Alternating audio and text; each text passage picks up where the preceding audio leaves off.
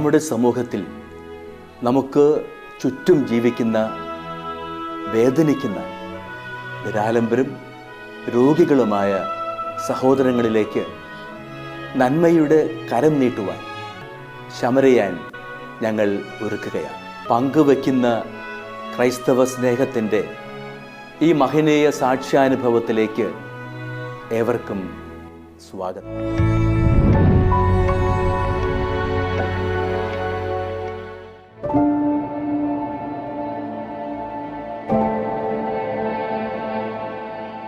ഇത് തൃശ്ശൂർ ജില്ലയിൽ ചാലക്കുടിയിൽ ആളൂർ ഗ്രാമപഞ്ചായത്ത് കൊമ്പിടിഞ്ഞാമാക്കൽ ചക്കാലക്കൽ ആൻഡുവിൻ്റെ ഭാര്യ മേരി.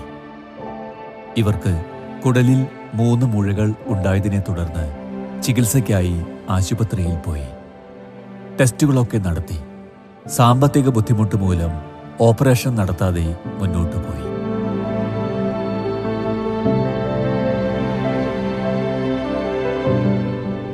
ഞാൻ ആളൂർ പഞ്ചായത്ത് പ്രസിഡന്റാണ്. എൻ്റെ പേര് റോസ്ലി ഫ്രാൻസിസ്. എൻ്റെ പഞ്ചായത്തിൽപ്പെട്ട 17-ാം വാർഡിലെ ചക്കാലക്കൽ ആൻഡു ഭാര്യ മേരി. അവരുടെ കുടുംബം വളരെ സാധുവായ ഒരു കുടുംബമാണ്. പോരാത്തതിന് അവർക്ക് വീടൊന്നും ഇല്ലാണ്ട് നമ്മുടെ കുഴുക്കാട്ടുശ്ശേരി പള്ളി അവർക്കൊരു ചെറിയ വീട് പണിത് കൊടുത്തു. 3 സെൻറ്റ് സ്ഥലമുള്ളൂ, അതും പള്ളി കൊടുത്തത് തന്നെയാണ്. അതിനകത്ത് ചെറിയ വീട് പണിത് കൊടുത്തു. ഈ മേരി എന്ന് പറഞ്ഞ ചേച്ചിയുടെ ഭർത്താവ് ആൻഡു മരിച്ചു പോയതാണ്. പുള്ളിക്ക് ഇവർ മീൻ കച്ചവടമൊക്കെ ആയിരുന്നു. ആളിപ്പോൾ ഇന്നില്ല. മേരി ചേച്ചി എന്ന് പറഞ്ഞു കഴിഞ്ഞാൽ നമുക്ക് സാമ്പത്തികമായിട്ട് വളരെ പിന്നാക്കം നിൽക്കണ ഒരു വ്യക്തി, വളരെ രോഗി. പിന്നെ ഷുഗറും പ്രഷറും ഒക്കെ വന്നിട്ട് ആൾക്ക് കിഡ്നിക്ക് ബുദ്ധിമുട്ടുണ്ട്. കിഡ്നി ഫെയിലിയറാണ്, അല്ല ഹാർട്ട് ഫെയിലിയറാണ്. ഇപ്പോൾ പുറത്തു പോയി ജോലി നോക്കാൻ ഒന്നിനും പറ്റാത്തൊരു സ്ഥിതിയിലാണ് ആളുടെ ഒരു അവസ്ഥ. പിന്നെ കൂടാതെ ഒരു ഭിന്നശേഷിയായ ഒരു കുട്ടിയുണ്ട്, ഒരു 40 വയസ്സായ ഒരു പെൺകുട്ടി. ആ കുട്ടിക്കാണെങ്കിൽ ഒന്നും ചെയ്യാൻ പറ്റില്ല സ്വന്തമായിട്ട്. അപ്പോൾ അതിങ്ങനെ ആ വീടും വരലൊക്കെ വെറുതെ ഇങ്ങനെ നടക്കുള്ളൂ. ആൾക്കൊന്നും ആ കുട്ടിക്ക് എല്ലാ കാര്യം ചെയ്തു കൊടുക്കണം. ഇപ്പം മേരി ചേച്ചിയുടെ അവസ്ഥ ആരൊക്കെയെന്ന് കേട്ടിട്ട് തളർന്നേക്കാണ്. മേരി ചേച്ചിക്ക് ഈ മകളെ നോക്കാനോ ഈ കുടുംബം നോക്കാനോ ഒന്നും പറ്റാത്തൊരു അവസ്ഥയാണ്. അപ്പം ഇത് കേൾക്കണതും കാണുന്നവരും എല്ലാവരും നല്ല മനസ്സുള്ളവർ ആ കുടുംബത്തിനെ സഹായിച്ചു കഴിഞ്ഞാൽ അത് നമുക്ക് വളരെ ഉപകാരമായിരിക്കും. എല്ലാ പ്രേക്ഷകരോടും ഇത് അവരെ കുടുംബത്തിനെ സഹായിക്കണം എന്ന് മാത്രമാണ് ഒരു പഞ്ചായത്ത് പ്രസിഡന്റ് എന്ന നിലയ്ക്ക് എനിക്ക് പറയാനുള്ളത്.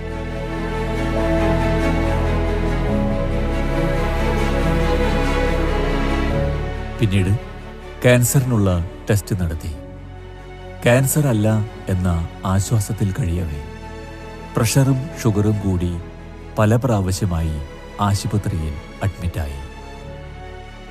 മിക്കവാറും വളരെ അവശയായാണ് അഡ്മിറ്റ് ആകാറുള്ളത്. ഷുഗർ വളരെ കൂടുതലായതിനാൽ പെട്ടെന്ന് തലചുറ്റി വീഴാറുണ്ട്. അതിനുള്ള ചികിത്സ മുടങ്ങാതെ ചെയ്യേണ്ടതാണ്. എന്നാൽ സാമ്പത്തിക ബുദ്ധിമുട്ട് കാരണം മുടങ്ങാതെ ചെയ്യാൻ പറ്റുന്നില്ല. അപ്പോൾ വീണ്ടും വീഴും. ഇതാണ് ഇവരുടെ അവസ്ഥ.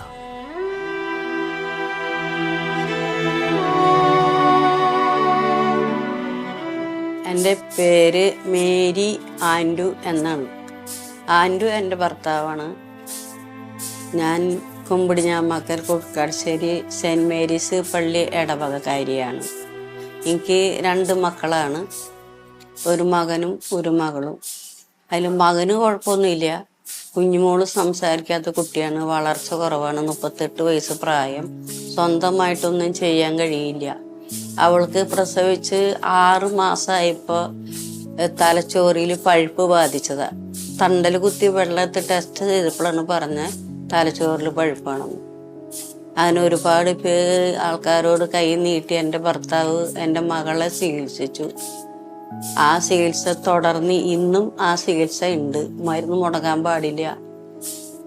എറണാകുളം മെഡിക്കൽ ടെസ്റ്റിലെ ഡോക്ടർ സുബ്രാവ് പെട്ലിസ് ഡോക്ടറുടെ ചികിത്സയിലായിരുന്നു. ഇപ്പോൾ ചികിത്സ സെൻറ്റ് ജെയിംസിലെ ഡോക്ടർ സനീലിൻ്റെ ചികിത്സയിലാണ്.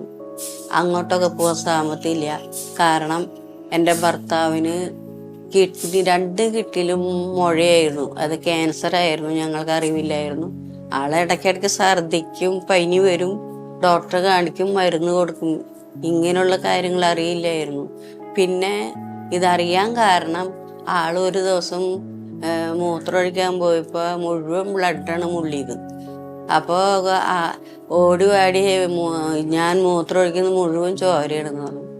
അങ്ങനെ വേഗം കൊണ്ടുപോയി സെൻറ്റ് ജെയിംസ് ഹോസ്പിറ്റൽ. അവിടെ ചെന്ന് ഡോക്ടർ പറഞ്ഞു കിഡ്നിയുടെ ടെസ്റ്റ് ചെയ്യാൻ. അങ്ങനെ കിഡ്നിയുടെ ടെസ്റ്റ് ചെയ്തപ്പോൾ അവർ പറഞ്ഞു ഇത് കാര്യം ഗുരുതരാണ്. ഇത് ഞങ്ങളോട് നേരിട്ട് പറഞ്ഞില്ല, എന്നാലും കിഡ്നിയുടെ ഡോക്ടറെ കാണിക്കാൻ പറഞ്ഞു. ഞങ്ങളുടെ സാമ്പത്തികം ഇല്ല, ആ കാരണം കാണിക്കാനും പറ്റിയില്ല. അങ്ങനെ എനിക്ക് സഹായം വല്ലപ്പോഴൊക്കെ മരുന്ന് വാങ്ങി തരുന്ന ഒരു വീടുണ്ടായിരുന്നു ചാലക്കുടി പള്ളിയുടെ ബാക്കിൽ. ഞാൻ വേഗം ഒരു ഓട്ടോറിക്ഷ വിളിച്ച് അങ്ങോട്ട് ഓടി. അങ്ങനെ 1000 രൂപ അവർ തന്നപ്പോൾ ഞാൻ ചോദിച്ചു സ്കാനും കൂടി ചെയ്യുള്ളൂ, എന്ത് ചെയ്യും ഞാൻ? അപ്പോൾ ഒരു കാര്യം 1000 രൂപ കൈ പിടിക്കാൻ പറഞ്ഞാൽ 2000 രൂപ തന്നു. അതും കൊണ്ട് സെൻറ്റ് ജെയിംസിൽ വന്ന് കിഡ്നിയുടെ ടെസ്റ്റിന് അവർ കുത്തി കൊടുത്തു. പിന്നെ സ്കാൻ ചെയ്യണം. സ്കാൻ 2 മണിക്ക് ചെയ്യാൻ പറ്റുള്ളൂ. കുഞ്ഞുബാബാനെയും കൊണ്ട് ഞങ്ങൾ പോയത്, ഞങ്ങൾ 3 ആളും. അങ്ങനെ ഞങ്ങൾ തിരിച്ച് വീട്ടിൽ വന്ന് 1:30 ആയപ്പോൾ വീണ്ടും സെൻറ്റ് ജെയിംസിൽ പോയി അവിടെ അവരോട് ഇങ്ങനെ ഞങ്ങൾ എത്തിയിട്ടുണ്ട്. അപ്പോൾ പറഞ്ഞു വെള്ളം വയറ് നിറച്ച് കുടിക്കണം എന്ന് പറഞ്ഞു. അങ്ങനെ ആളൊരു കുപ്പി വെള്ളം കുറേശ്ശെ കുടിച്ച് മൂത്രസഞ്ചി നിറഞ്ഞപ്പോൾ സ്കാൻ ചെയ്ത് കഴിഞ്ഞപ്പോൾ റിപ്പോർട്ട് പിറ്റേ ദിവസമാണ് കിട്ടിയത്. അപ്പോൾ ചേട്ടനെ കൊണ്ട് പോകണ്ടല്ലോ, ഞാൻ പോയി അതിൻ്റെ റിപ്പോർട്ട് വാങ്ങി ഡോക്ടറെ കാണിച്ചപ്പോൾ ഡോക്ടർ പറഞ്ഞു ഇത് ക്യാൻസർ ആണെന്ന്. അത് കേട്ടപ്പോൾ എൻ്റെ സമനില തെറ്റി. എന്ത് ചെയ്യും? ഈ അസുഖം വന്ന് ചികിത്സിക്കാനും കാശില്ല, അങ്ങെത്തിക്കഴിഞ്ഞു. അവർ പറഞ്ഞു ഒരാഴ്ച ഇവിടെ കിടക്ക് എന്തായാലും. അപ്പോൾ മൂത്രം ഒറ്റ ഇങ്ങനെ പോയിക്കൊണ്ടിരിക്കുക. അപ്പോൾ ഈ വെള്ളം നിറച്ച ഒരു കിടക്ക പോലത്തെ ഉണ്ട്, അതിന്മേണ് ആൾ കിടത്തിയത് സെൻറ്റ് ജെയിംസിൽ. ഒരാഴ്ചത്തോളം സെൻറ്റ് ജെയിംസിൽ കിടന്നു കഴിഞ്ഞപ്പോൾ അവർ പറഞ്ഞു കോട്ടയം മെഡിക്കൽ കോളേജിലേക്ക് കൊണ്ടുപോയി നല്ല ചികിത്സയാന്ന് പറഞ്ഞു. വേഗം കൊണ്ടുപോകാൻ പറഞ്ഞു. ഒരാഴ്ച കഴിഞ്ഞപ്പോൾ കോട്ടയം മെഡിക്കൽ കോളേജിൽ ഞാൻ കൊണ്ടുപോയി.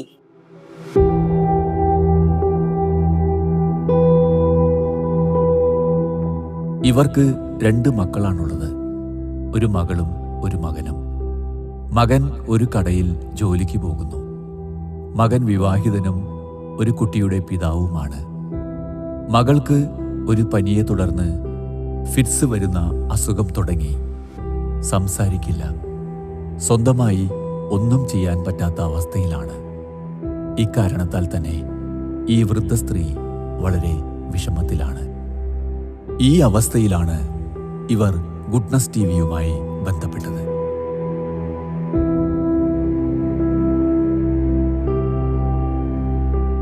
അങ്ങനെ കോട്ടയം മെഡിക്കൽ കോളേജിൽ കൊണ്ടുപോയി. ഇവിടുന്ന് പോയി അവിടെ എത്തി രാത്രി 8 മണി. വഴി ഒരുപാട് ദൂരമുണ്ട്. അതിനിടയ്ക്ക് ചേട്ടനും പരാക്രമം വന്നപ്പോൾ എറണാകുളം മെഡിക്കൽ കോളേജിൽ ഒന്ന് ഇറക്കി. അപ്പോൾ ഡോക്ടർ പറഞ്ഞു ഒരു ഗ്ലൂക്കോസ് ഇട്ടു, ഒരു ഇഞ്ചക്ഷനും കൊടുത്തു. അത് കഴിഞ്ഞപ്പോൾ മെഡിക്കൽ കോളേജിൽ വിട്ടോളാൻ വന്നു. അപ്പം എൻ്റെ കയ്യിൽ കാശിലെ കാറ് വിളിക്കാനും ആംബുലൻസ് വിളിക്കാനും. ഞാൻ എൻ്റെ പൊന്നു ഡോക്ടർ ഞാൻ എങ്ങനെ അങ്ങോട്ട് കൊണ്ടുപോയി, എൻ്റെ ഒരു പൈസ ഇല്ലല്ലോ. ഡോക്ടർ 108 വണ്ടി വിളിച്ചു തരാമെന്ന് പറഞ്ഞു. ആംബുലൻസ് 108 വിളിച്ചു വന്നു. അതിന് ഞങ്ങൾ കയറ്റി വിട്ടു. അവിടെ എത്തിയപ്പോൾ രാത്രി 8 മണി. ഡോക്ടർമാരൊക്കെ പോയി. പിന്നെ ഡ്യൂട്ടി ഡോക്ടർമാർ പഠിക്കണ പിള്ളേരൊക്കെയാണ്. എന്തെങ്കിലാവട്ടെ അവർ നോക്കി. അങ്ങനെ ഒരു 1.5 മണിക്കൂറത്തോളം അവിടെ കിടത്തി ഇതുപോലെ തന്നെ ഗ്ലൂക്കോസ് കൊടുത്തു, 2 ഗ്ലൂക്കോസ് കൊടുത്തു, മരുന്നും കൊടുത്തു. ഇനി ഇവിടുന്ന് പൊക്കോളാൻ പറഞ്ഞു. പൊക്കോളാൻ പറഞ്ഞപ്പോൾ വന്ന ഈ 108 ആംബുലൻസ് പോവുകയും ചെയ്തു. പിന്നെ പോകാനായിട്ട് ഞാൻ എന്ത് ചെയ്യും? ഞാൻ പറഞ്ഞു ഡോക്ടറെ ആംബുലൻസ് 108 എനിക്ക് വിളിച്ചു തരും. ഞങ്ങൾക്ക് വിളിച്ചു തരാൻ പറ്റില്ല. അങ്ങനെ ഡ്യൂട്ടി അവിടെ പോലീസ് സാറുമാരുണ്ടാകും. സാറുമാരെ എനിക്കൊന്ന് വീട്ടിലേക്ക് എത്താൻ യാതൊരു നിവൃത്തിയില്ല. ഈ ആളെ ഞാൻ എങ്ങനെ കൊണ്ടുപോകും? ഈ നേരത്ത് ബസ്സിൽ കയറ്റാനും പറ്റില്ല, ആള് കിടപ്പാ. അങ്ങനെ ഞാൻ എന്ത് വെച്ചിട്ടുണ്ടെങ്കിൽ ഞങ്ങളുടെ ഇടവകയിൽ ഒരു വീട്ടുകാരോട് വിളിച്ച് വിവരം പറഞ്ഞു. അങ്ങോട്ട് വരാനായിട്ട് ഇങ്ങോട്ട് പോകുന്ന 108 വിളിച്ചു വന്നു. ഇപ്പം 108 അവർ വിളിച്ച് തരണില്ല. എനിക്ക് വീട്ടിലേക്ക് എത്തും വേണം, എന്ത് ചെയ്യും? അങ്ങനെ ജൂബിലി ചേച്ചി 5000 രൂപ, ഈ ആംബുലൻസിന് 4800, ബാക്കി 200 രൂപയാണ് ഉള്ളത്, എന്നെങ്കിലാവട്ടെ. അങ്ങനെ ചേച്ചി അയച്ചു തന്നു. ഗൂഗിൾ ഇതിന്നില്ല, അതിലയച്ചു തന്നു. അങ്ങനെ ഒരു ആംബുലൻസ് വിളിച്ച് അതിൽ കയറ്റി ഇവിടെ വെളുപ്പിന് ഇവിടെ എത്തി. ആളാണെങ്കിൽ അങ്ങനെ പരാക്രമിച്ചിട്ട് മരിക്കാൻ പോണ പ്രയാസം. ആൾ എന്നെ വേറെ എവിടേക്ക് കൊണ്ടുപോകാൻ പറഞ്ഞു. അങ്ങനെ എൻ്റെ അനിയത്തിക്ക് ഞാൻ വിളിച്ചു പറഞ്ഞു. അവൾക്ക് വിളിച്ചു പറഞ്ഞപ്പോൾ അവൾക്കതൊരു നല്ല സ്നേഹമുള്ളൊരു പെൺകുട്ടിയാണ് എൻ്റെ അനിയത്തി. എന്നെ എന്ത് കാര്യത്തിന് സഹായിക്കുന്ന എൻ്റെ അനിയത്തിയുടെ മോള് പറഞ്ഞു നമുക്ക് കാറ് വിളിച്ച് കുഞ്ഞപ്പച്ചനെ അമല ഹോസ്പിറ്റലിൽ കൊണ്ടുപോകും. അവിടെ ഈ ക്യാൻസറുകാരെ ഒന്നാമത്തെ ചികിത്സയെന്ന് പറഞ്ഞ് ആ കൊച്ച് പിറ്റേ ദിവസം കാറും കൊണ്ടുപോകുന്നു. അങ്ങനെ അതിൽ കയറ്റി ആ അമലയിലേക്ക് കൊണ്ടുപോയി. അമലയിൽ കൊണ്ടുപോയി അവർ ഈ കേഷ്വാലിറ്റിയിൽ കിടത്തി അവർ പറഞ്ഞു സ്കാൻ ചെയ്യണം. തലച്ചോറ് തൊട്ട് അടിവടം മുടി വരെ ഫുള്ള് സ്കാൻ, എന്തൊക്കെ ടെസ്റ്റുകളൊക്കെ. അപ്പം അങ്ങനെ അവൾ ആ പൈസ കെട്ടി അതൊക്കെ ചെയ്തു കഴിഞ്ഞപ്പോൾ ഞങ്ങളോടൊന്നും പറഞ്ഞില്ല. മെയിൻ ഡോക്ടർ പറഞ്ഞു ICUലേക്ക് ഇപ്പം എന്നൊക്കെ കയറ്റണം തോന്നുന്നു. ഞാൻ പറഞ്ഞു കയറ്റിക്കോളാൻ പറഞ്ഞു. അങ്ങനെ ICUയിൽ കയറ്റി ഒരു 10 മിനിറ്റ് കഴിഞ്ഞപ്പോൾ പറഞ്ഞു വെന്റിലേറ്ററിൽ കയറ്റണം. അപ്പോൾ ഓരോ മിനിറ്റിലും പൈസ കൂടി വരും. മുടയിൽ കൂടി വരുന്നതിനനുസരിച്ച് പൈസ കെട്ടാൻ എൻ്റെ ഇല്ലയെന്ന് ഞാൻ സത്യം തുറന്ന് പറഞ്ഞു ഡോക്ടറോട് അതൊന്നും പറഞ്ഞിട്ട് കാര്യമില്ല. പൈസ കെട്ടാണ്ട് ചികിത്സ വെന്റിലേറ്ററിൽ കയറ്റാനും പറ്റില്ല. അങ്ങനെ എൻ്റെ ഭർത്താവ് അമല ഹോസ്പിറ്റലിൽ വെച്ച് ICUയിൽ കിടന്ന് മരിച്ചു പോയി.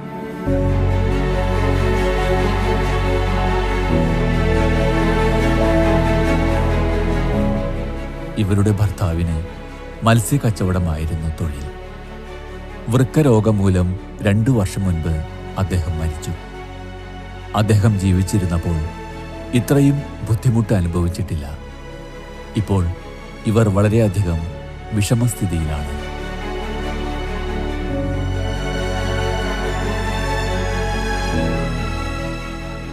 പിന്നെ ആണെന്നുണ്ടെങ്കിൽ എനിക്ക് കിഡ്നിക്ക് വീക്ക്, പിന്നെ ലിവറിന് കംപ്ലൈൻ്റ് ഉണ്ട്, ഹാർട്ടിന് ഈ ബ്ലോക്ക് ഉണ്ട്. പിന്നെ ഈ ഇടയ്ക്കായിട്ട് ഞാൻ കട്ടിലുമെന്ന് തെറിച്ച് തലടിച്ച് വീണു. ആ കാരണം തലേന്ന് ഈ പിറകുവശം ഭയങ്കര വേദനയും പ്രയാസം ബോധം അണിഞ്ഞ് പോയി. അങ്ങനെ കൊച്ചു വാരി കൂട്ടിയെടുത്ത് ഇവിടുന്ന് ഹോസ്പിറ്റലിൽ കൊണ്ടുപോയി. അങ്ങനെ തല 4 സ്കാൻ ചെയ്തു. അപ്പോൾ ഡോക്ടർ പറഞ്ഞു ബോധമില്ല, മിണ്ടാട്ടില്ല, ഇങ്ങനെ ചത്ത തടി പോലെ കിടന്നിരുന്നത്. 2 ആഴ്ച ICUയിൽ കിടന്നു. ആലുവ രാജഗിരി ഹോസ്പിറ്റൽ. ഞങ്ങളുടെ സാമ്പത്തികമില്ല, പക്ഷെ അമ്മേനെ രക്ഷിക്കാൻ മകൻ അങ്ങോട്ട് കൊണ്ടുപോയത്. സങ്കടം കൊണ്ടുപോയി. ഞാൻ ICUയിൽ 2 ആഴ്ച കിടന്നു. വെറുതെ ചത്തത്തടി പോലെ. മിണ്ടാൻ പറ്റില്ല, അനങ്ങാൻ പറ്റില്ല. ഡോക്ടർ ആന്റണി തലേരെ സ്പെഷ്യലിസ്റ്റ്, ഡോക്ടർ സക്രിയ, ഈ 2 ഡോക്ടർമാരെ എന്നെ ചികിത്സിച്ച്. അങ്ങനെ ഞാൻ 2 ആഴ്ച ഈ ICUയിൽ കിടക്കായിരുന്നു. ഒരു ബോധം ഒന്നുമില്ലാതെ. അവർ വെള്ളത്തൊക്കെ മൂക്കിക്കോട് വായകോടെ ഒരു ട്യൂബ് ഇട്ടൊക്കെ തന്നുകൊണ്ടിരുന്നു. അപ്പോൾ ഡോക്ടർ പറഞ്ഞു ഇനി രക്ഷയില്ല, അറിയിക്കൊണ്ടവരൊക്കെ അറിയിച്ചോ, ജീവനോടൊന്ന് കണ്ടുപോട്ടെ എന്ന് പറഞ്ഞു. അപ്പോൾ എൻ്റെ മകൻ ഡോക്ടറോട് പറഞ്ഞു ഡോക്ടറെ അസാധ്യമായിട്ടൊന്നുമില്ല, എല്ലാം ദൈവത്തിന് സാധ്യം. കർത്താവ് സങ്കീർത്തനം 55 തിരുവചനം 22 അധ്യായത്തിൽ കർത്താവ് പറയുന്നു നിന്റെ ഭാരം എന്നെ ഭാരം ഏൽപ്പിക്കുക, അവിടുന്ന് കർത്താവ് നിന്നെ താങ്ങിക്കൊള്ളും എന്ന വചനം എൻ്റെ മകൻ ഡോക്ടർ ആന്റണി സാറിനോട് പറഞ്ഞു. സാറ് പറഞ്ഞു നിന്റെ വിശ്വാസം ഏതാണല്ലോ മോനെ. അതെ, ഞാൻ ദൈവത്തെ വിശ്വസിക്കുന്നു. അങ്ങനെ 2 ആഴ്ച കഴിഞ്ഞപ്പോൾ ഡോക്ടർമാർ എന്നെ നോക്കാനായിട്ട് ICUയിലേക്ക് കടന്നു വന്നു. ആ സമയത്താണ് ഞാൻ കണ്ണ് തുറക്കണം. ഞാൻ കണ്ണ് തുറന്നപ്പോൾ പാടിയത് ഡോക്ടറുടെ മുഖത്ത്. എനിക്ക് ICU ആണോ ഇത് ഏതാണ് സ്ഥലം എന്നൊന്നും അറിഞ്ഞൂടാ. എങ്കിലും ഞാൻ ഡോക്ടർമാരോട് ഒരു പാട്ടിലൂടെയാണ് ഞാൻ സംസാരിച്ചത്. ഡോക്ടർ സാറേ എൻ്റെ രോഗം ഒന്നും നോക്കണേ, PC ഇല്ലാതെ. എനിക്കറിയില്ല ICU എവിടെയാന്ന്, എന്നാലും അത് പാടി. അപ്പോൾ ഡോക്ടർ പറഞ്ഞു കുഴപ്പമില്ല, 2 ദിവസം കഴിയുമ്പോൾ പുറത്തേക്ക് കിടക്കാം. അങ്ങനെ 2 ദിവസം കഴിഞ്ഞ് പുറത്ത് കിടത്തി വാർഡിലേക്ക് മാറ്റി. അങ്ങനെ പിന്നെ 2 ആഴ്ച വാർഡിൽ അവിടെ കിടന്ന് ചികിത്സിച്ചു. ഒരുവിധം ആശ്വാസമെങ്കിലും മുഖമൊക്കെ ഇത് ഇത്ര ഉണ്ട്, കാലും കൈയൊക്കെ ആകെ നീരാ, നടക്കാൻ പറ്റില്ല. മോൻ എടുത്ത് ഈ വീൽ ചെയറിൽ വെച്ച് ഉന്തി കൊണ്ടുപോകണം, അങ്ങനത്തെ അവസ്ഥകളായിരുന്നു. അങ്ങനെ 2-3 കഴിഞ്ഞപ്പോൾ ബില്ല് 3 ലക്ഷമാണ് വന്നേ.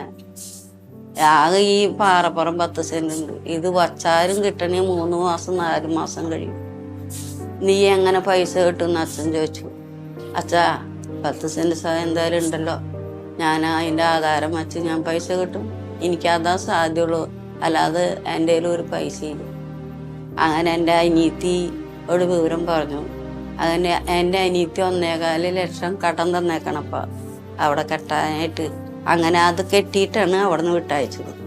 ബാക്കിയുള്ള പൈസകൾ കൊടുക്കാൻ അവിടെ കിടക്കാണ്. ഞങ്ങളുടെ കയ്യിൽ കൊടുക്കാൻ 10 പൈസ. ഇപ്പോഴും ചികിത്സ തുടർന്ന് പോകണം. പോവാൻ സമയം കഴിഞ്ഞു പോയി, ഇതുവരെ പോയിട്ടില്ല. ഒരു 2 ഇൻസുലിനാണ് എനിക്ക് കുത്തുന്നത്. 1300, 900 ചില്ലായിരം രൂപ. ഇത് രണ്ടും മുടങ്ങാനും പാടില്ല. മരുന്നിന് ഒരു മാസത്തേക്ക് 8000 രൂപ. അത് കൂടാതെ ഇൻസുലിൻ 2 എണ്ണം 2500 രൂപ, 2 ഇൻസുലിൻ. ഇത് രണ്ടും കുത്താണ്ട് പറ്റില്ല. ഇത് രണ്ടും കുത്തിയില്ലെങ്കിൽ തലയ്ക്കാണ് പ്രയാസം. തലടിച്ച് വീഴ, പള്ളടിച്ച് വീഴ, ഇടയ്ക്കിടയ്ക്ക് വീഴ. അപ്പോൾ ഇത് മരുന്നും ഇൻസുലിൻ മുടങ്ങാൻ പാടില്ല.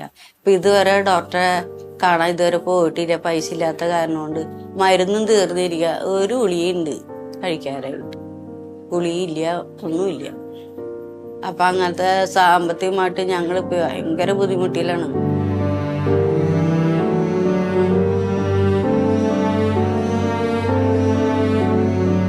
ഇന്ന് ഗുഡ്നസ് TV പ്രേക്ഷകരുടെ കരുണയ്ക്കായി ഇവർ കാത്തിരിക്കുകയാണ്.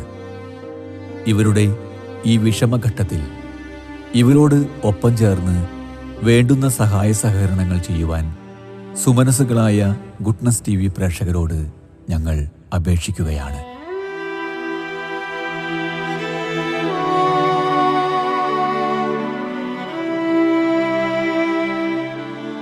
ഭക്ഷണം കഴിക്കുന്നത് എനിക്ക് ഭക്ഷണം പറ്റില്ല, ചോറ് തിന്നാൻ പറ്റില്ല, ചപ്പാത്തിയാണ് കഴിക്കണം, കട്ടൻ ചായയും. കാലത്ത് 3 ഇഡ്ഡലി ഇവിടെ ഒരു ഹോട്ടലിൽ നിന്ന് കൊണ്ടുവന്ന് തരണുണ്ട്. കൊച്ചിനും എനിക്കും കൂടി ഒരു 5-6 ഇഡ്ഡലി കൊണ്ടുവന്ന് തരും അവർ. ഉച്ചയ്ക്കാണെങ്കിൽ ഇവിടെ തൊട്ട് ചപ്പാത്തി കടീൻ്റെ അവർ ചപ്പാത്തി തരും, ചോറ് തിന്നാൻ പാടില്ല.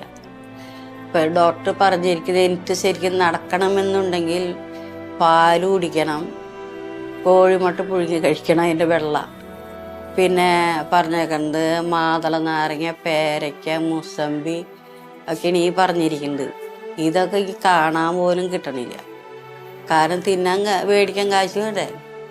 ഇതൊക്കെ കഴിച്ചാലാണ് ആരോഗ്യം ശരിക്കും വന്ന് നടക്കാനായിട്ട് കാലുകൾക്ക് ഒരു ഉന്മേഷം കിട്ടുള്ളൂ. ആ കാരണം ശരീരത്തിൽ കാൽസ്യം അതൊന്നും ഇല്ല. ഒരു ഗ്ലാസ് പാല് പോയിട്ട് ഒരു 1/2 ഗ്ലാസ് പോലും പാല് മേടിക്കാനും കുടിക്കാനും എനിക്ക് സാമ്പത്തികമില്ല. എന്ത് ചെയ്യാനാ? സഹായിക്കാൻ ആരും ഇല്ലാനും. എൻ്റെ വീട്ടുകാർക്ക് അന്നപ്പം പഠിക്ക് പോയിട്ടാണ് അവർ ജീവിക്കുന്നത്. പിന്നെ അതിൽ നിന്ന് എനിക്ക് തരാൻ അവരുടെ കയ്യിലൊന്നുമില്ല. ഈ പ്രോഗ്രാം കാണുന്ന നല്ലവരായ എൻ്റെ മക്കളോട് ഞാൻ അപേക്ഷിക്കുകയാണ്. നിങ്ങൾക്ക് പറ്റുന്ന, നിങ്ങളിൽ കഴിയുന്ന സഹായം ഈ പാവപ്പെട്ട എനിക്ക് തരണമെന്ന് ഞാൻ അപേക്ഷിക്കും. കൈകൊണ്ട് അപേക്ഷിക്കണം. സാമ്പത്തികമില്ല, മരുന്നിന് വാങ്ങിയില്ല. ഇതാണ് നിങ്ങളോട് എനിക്ക് പറയാൻ. നിങ്ങൾ കഴിയാവുന്ന എന്തെങ്കിലും തന്നെ എന്നെ സഹായിക്കും. ഞാൻ അപേക്ഷിക്കുകയാണ്.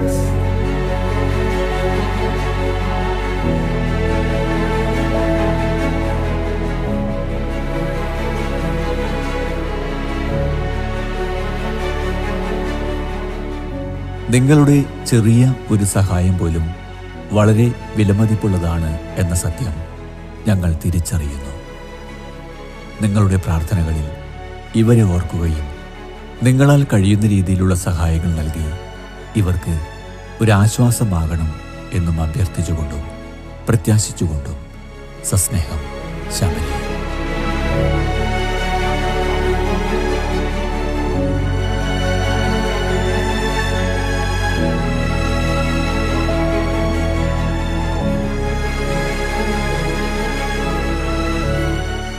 വിശദവിവരങ്ങൾക്ക് ശമരിയാൻ divine charitable trust, father Lindo Puthuparambil VC, care of divine mission, divine media complex, Muringoor PO, Chalakudy, Thrissur, Kerala. Pin 680309. Phone 048027000893. Mobile 9744198906.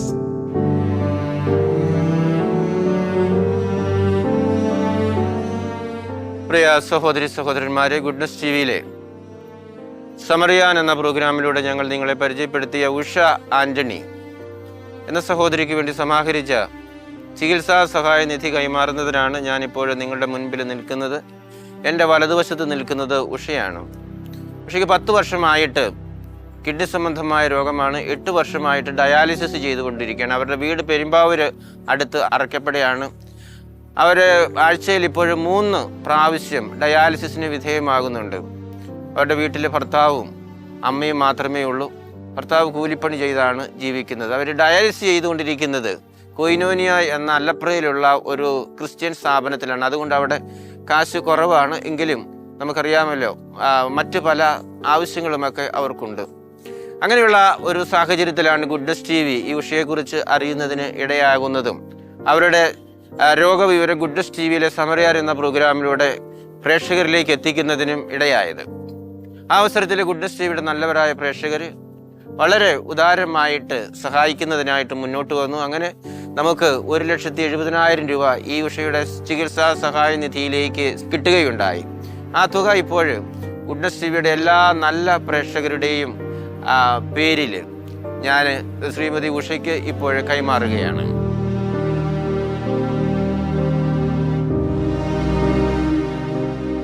പ്രിയ സഹോദരി സഹോദരന്മാരെ, ഗുഡ്നസ് TVയുടെ പേരിൽ നിങ്ങൾക്ക് എല്ലാവർക്കും ഹൃദയപൂർവ്വം ഞാൻ നന്ദി പറയുകയാണ്.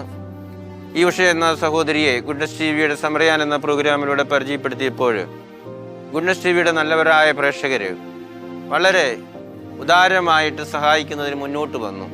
അതിൻ്റെ ഫലമായിട്ടാണ് അവരുടെ ചികിത്സാ സഹായ നിധിയിലേക്ക് 1,70,000 രൂപ സമാഹരിക്കുന്നതിനും ഇപ്പോൾ കൊടുക്കുന്നതിനും സാധിച്ചത്. നിങ്ങളെല്ലാവരെയും ഞാൻ നന്ദിപൂർവ്വം ഓർക്കുകയാണ്. നിങ്ങളെല്ലാവരും സാധാരണക്കാരായിട്ടുള്ള മനുഷ്യരാണ് എന്നെനിക്കറിയാം. പലരും എന്നെ ഫോണിലൂടെ വിളിക്കുമ്പോൾ പറയാറുണ്ട്, ഇപ്പോഴും അല്പം കാശ് അയക്കുകയാണ്, ഇപ്പോഴാണ് ക്ഷേമ പെൻഷൻ കിട്ടിയത്, അതിൻ്റെ ഒരു വിഹിതം അയക്കുന്നു. അതുപോലെ ഓട്ടോറിക്ഷ ഓടിച്ചതിൻ്റെ ഭാഗമായിട്ട് കിട്ടിയ തുകയിൽ നിന്നും ഒരു ഭാഗമാണ് നൽകുന്നത് എന്നൊക്കെ. അപ്പോൾ സാധാരണക്കാരും അതിദരിദ്രരുമായ ആളുകളാണ് ഈ പ്രോഗ്രാമിലേക്ക് കൂടുതലായിട്ടും സഹായിക്കുന്നത്. നമ്മളൊന്ന് ആലോചിച്ച് നോക്കുക. അങ്ങനെയുള്ള ആളുകൾ എന്തുമാത്രം പേര് സഹായിച്ചാലാണ് ഇത്രയും വലിയ ഒരു തുക സമാഹരിക്കുന്നതിനായിട്ട് നമുക്ക് സാധിക്കുന്നത്. അപ്പോൾ ധാരാളം പേര് ഈ പ്രോഗ്രാം കാണുകയും അതിനോട് സഹകരിക്കുകയും ചെയ്യുന്നുള്ളത് കൊണ്ടാണ് എല്ലാ ആഴ്ചയും ഈ പ്രോഗ്രാം നമുക്ക് നടത്തുന്നതിനായിട്ട് സാധിക്കുന്നത്. നിങ്ങൾ ഗുഡ്നസ് TVയുടെ പേരിൽ നിങ്ങളെല്ലാവരെയും ഞാൻ നന്ദിപൂർവ്വം ഓർക്കുകയാണ്. ദൈവം ആയുസ്സും ആരോഗ്യവും നൽകി നിങ്ങളെ അനുഗ്രഹിക്കട്ടെ എന്ന് പ്രാർത്ഥിക്കുകയാണ്. എല്ലാവിധ അപകടങ്ങളിൽ നിന്നും ആപത്തുകളിൽ നിന്നും ദൈവം നിങ്ങളെ കാത്ത് പരിപാലിക്കട്ടെ. നിങ്ങൾക്ക് ആരോഗ്യമുള്ളത് കൊണ്ടാണല്ലോ ജോലി ചെയ്യുന്നതിനും അതിൻ്റെ ഒരു ഭാഗം സഹോദരങ്ങളുടെ രോഗചികിത്സയ്ക്കായിട്ട് കൊടുക്കുന്നതിനും നിങ്ങൾക്ക് സാധിക്കുന്നത്. അപ്പോൾ ദൈവം എല്ലാ അനുഗ്രഹങ്ങളും നിങ്ങളുടെ മേലെ വർഷിക്കട്ടെ എന്ന് പ്രത്യേകമായിട്ടും ഞാൻ പ്രാർത്ഥിക്കുകയാണ്. നമുക്ക് ഈ വിഷയം ഇനി ഓർക്കാം, അവർക്ക് വേണ്ടി പ്രാർത്ഥിക്കാം. കർത്താവിൻ്റെ വചനത്തിൻ്റെ ശക്തിയാൽ ആരോഗ്യത്തിലേക്കും രോഗസൗഖ്യത്തിലേക്കും ഈ സഹോദരി കടന്നു വരുന്നതിന് വേണ്ടി ഇനിയും ഈ സഹോദരിയെ ഓർത്ത് നമുക്ക് പ്രാർത്ഥിക്കാം. ഒരിക്കൽ കൂടി നിങ്ങൾക്കെല്ലാവർക്കും നന്ദി പറഞ്ഞുകൊണ്ട് ഞാൻ നിർത്തുന്നു. നന്ദി. എൻ്റെ പേര് ഉഷ എന്നാണ്. ഞാൻ കഴിഞ്ഞ 8 വർഷമായിട്ട് ഡയാലിസിസ് ചെയ്തു വരുന്നു.